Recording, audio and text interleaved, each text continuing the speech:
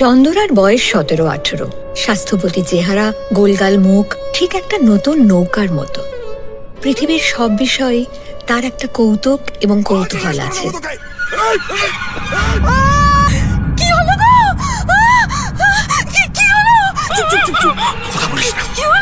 কি হয়েছে দাদা ঠাকুর? ঝগড়া করে ছোট বউ বড় বউয়ের মাথায় এক দায়ের কোপ বসিয়ে দিয়েছে। সত্যি কথা বলো, তুমি খুন করেছো?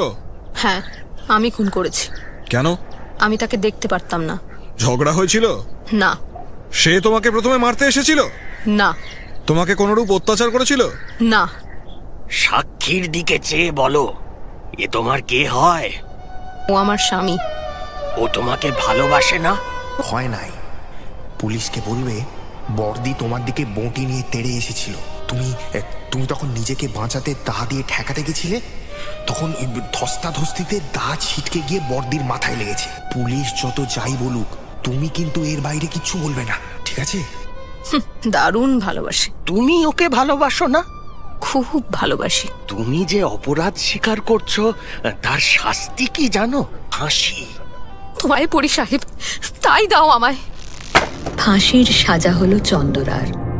ভীষণ সত্যের হাত থেকে কি করে রক্ষা পাওয়া যায়, অথচ মিথ্যে যে তার চেয়েও ভীষণ।